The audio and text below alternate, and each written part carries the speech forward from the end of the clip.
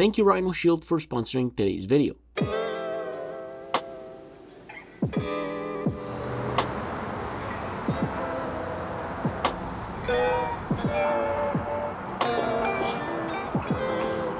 Today I'm getting the iPhones and they come out in stores Friday. I guess it's time for me to leave the S23 Ultra behind. Great freaking phone, honestly.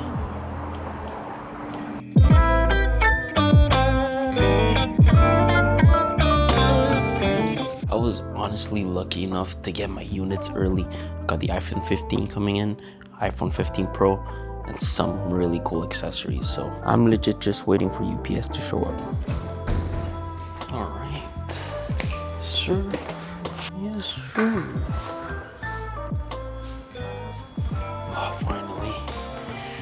Let's get to work. All right. That were left there to the idea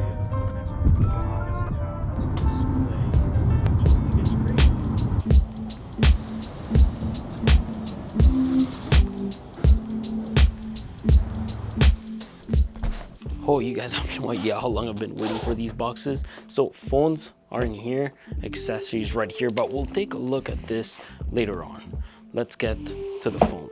15 and 15 Pro. Let's actually just unbox the 15 first. I swear there's nothing more satisfying than doing this. Let's take a look at this blue. Oh, that looks a bit white with a little tint of blue. Oh yeah, this looks very nice. Feels very, very nice. USB-C to USB-C, finally. It would be cool if this would match the color of the phones. It is braided, very nice. Let's take a look at the stickers here. Let's see. This is gonna come in super handy. This blue stickers would have been nicer. Already off the bat, honestly, in my hand, like the phone feels really, really nice. I really like it. Let's get to the 15 Pro, shall we?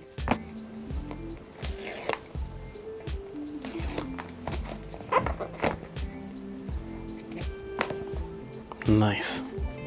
Man, you guys have no idea how good black titanium looks. Look at that. What a beautiful finish. Well, that's that. USB-C to USB-C, and no black titanium sticker. It is what it is.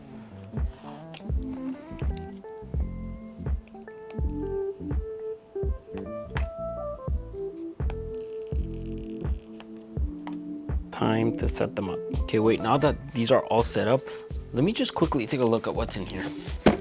Let me see.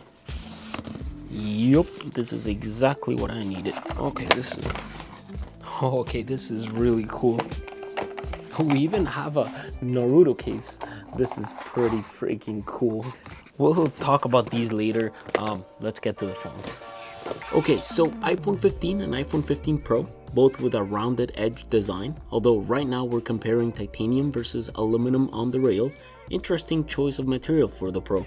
To be honest, I'm a bit of a nerd for materials engineering, had a couple of those classes in uni.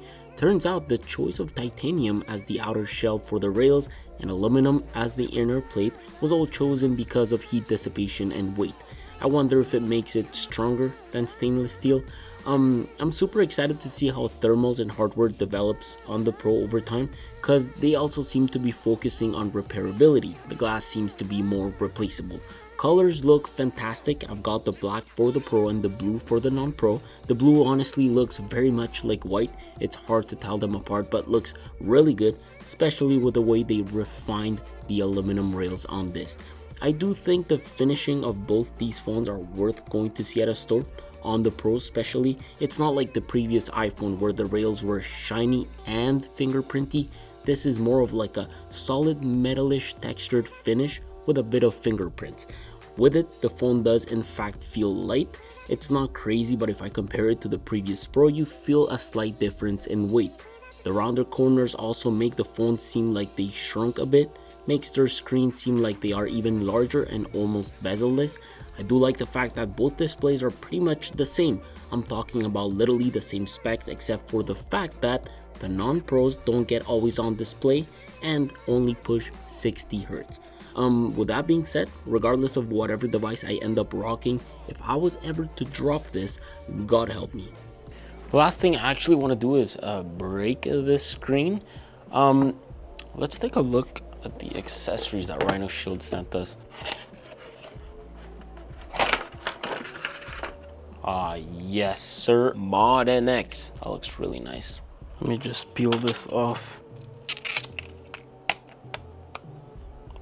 That's what I'm talking about. So yeah, this here's the Mod NX.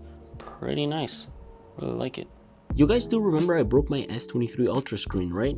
I don't want that to happen with the iPhone, which is why I got this massive box with a bunch of accessories from Rhinoshield. I mean, they are known for creating super durable and customizable cases, so it adds to the start of your new iPhone 15 ownership experience. They have new exciting products to keep your phone in style and safe against drops. I sort of went a bit overboard in my order.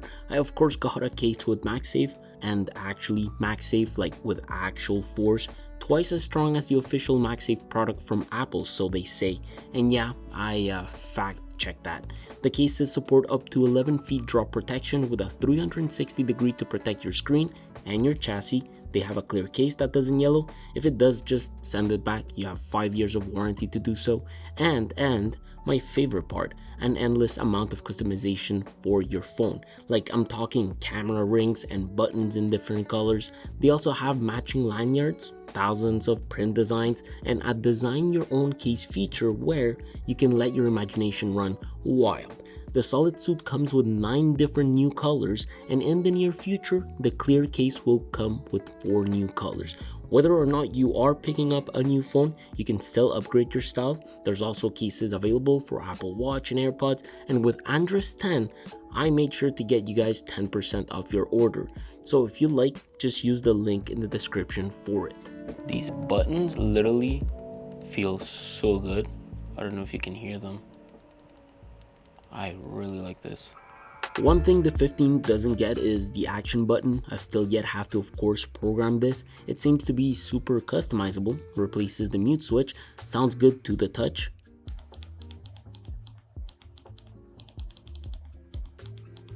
I'll for sure dive deep into this because there seems to be quite a lot you can do with it. Might be my camera button, to be honest. Now, it's super cool that all phones this year have a 48 megapixel sensor. They're not the same for all of them. The pros do get a bigger sensor, but by default, on paper, they all shoot at 24 megapixels. I do need to test these. Compared to my S23 Ultra, I'm excited to see the difference as time goes by. The Pro Max does get a new telephoto lens with a 5x optical zoom, so that's the main difference between the Pro and the Pro Max as phones. Between the Pro and the non-Pro, the optical zoom camera is different. So the Pro has a 48 megapixel wide lens with telephoto capabilities. Its 12 megapixel telephoto lens features a 3x optical zoom.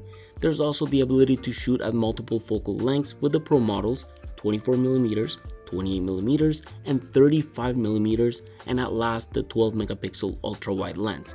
The 15 simply has a dual camera system, with one of the lenses being the 48 megapixel main lens and the other one the ultra wide lens.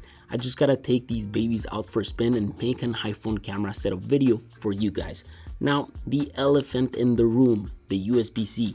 It's cool. I mean, this means that you can now use a single wire for everything, including AirPods Pro, because as of now they are sold with USB-C. The A17 Pro is a 3nm chip. It's more performant, and the good part is that it doesn't eat more battery life. So they did that, kept the battery life the same as last year's. The word Pro on the chip would, I guess, stand for performance, but also it's the only chip with a USB 3 controller on it. Unlike the iPhone 15, you actually get proper USB 3 speeds, up to 10 gigabits per second. Very different compared to having about 480 megabits per second of transfer speeds on the non-Pro model. I really think it's because of the fact this is the same A16 Bionic chip my 14 Pro has.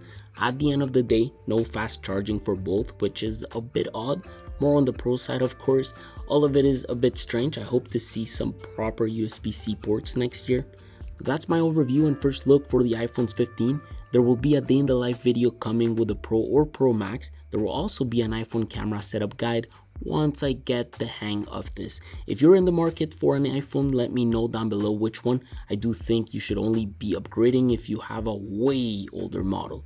At $799 for the regular 15, $899 for the plus size model, and $999 for the base Pro model, as well as the $1,199 markup for the base Pro Max model, it's not cheap to invest in a new phone every year, especially when you decide to upgrade in memory when you spec this. Anyways, subscribe and like if you'd like to see more phone stuff. Don't forget to check out Rhinoshield. They were super nice enough to hook us up before we even got the chance to take out the phones out of their boxes. It's definitely not ending like my S23 Ultra. I gotta install this screen protector. Kinda really wanted to protect this screen. So I'm signing out for today. Thanks for watching. I'll probably see you guys this Sunday. Take care.